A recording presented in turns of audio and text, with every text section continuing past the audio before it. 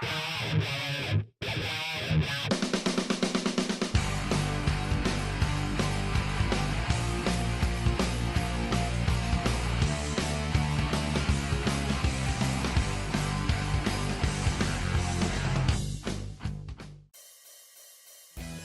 been with Federal Highway working in professional development training for the past 12 years. Having people just understand the scope of transportation.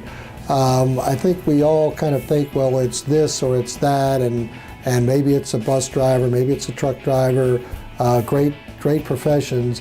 But when you look at transportation across the modes of air, maritime, rail, freight, transit, motor carrier, pipeline, and then if you think about how do you apply the disciplines of engineering, of safety, of computer science, of the environment across those modes, and each of them are going to have their own kind of focus for that particular mode. But what is that difference, you know? And how do I prepare myself to operate in a profession in any of those modes, in any of those disciplines?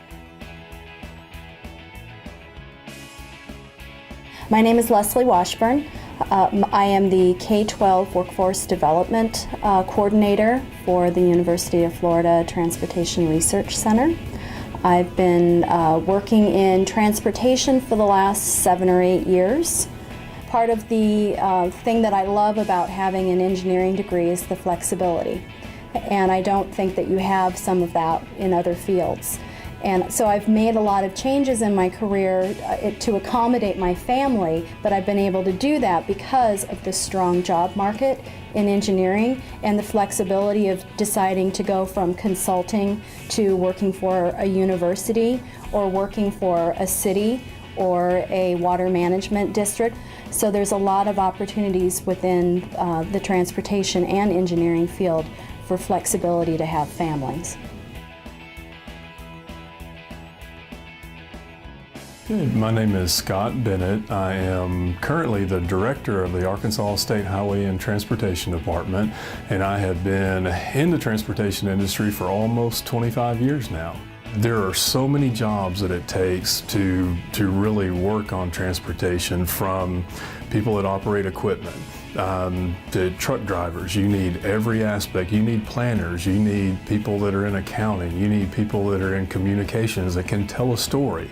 So don't forget about transportation, because it really covers so many different parts of any type of career and any type of education level. My name is Martin Petruka, and I am the director of the Thomas D. Larson Pennsylvania Transportation Institute at the Pennsylvania State University. I've been working in the transportation profession for about 36 years.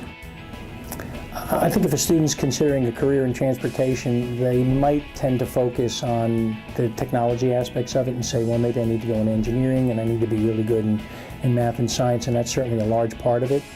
But transportation is really a pretty big tent. And there are a lot of different opportunities for all sorts of people, and I deal with folks who work in the transportation business who come from all sorts of backgrounds, and so I deal with policymakers up on Capitol Hill and congressional staff members and those sorts of folks, but there's a lot of people who work in parts of the industry that really don't have anything to do with the infrastructure, so the whole supply chain system folks are business people. They come out of business programs at various universities.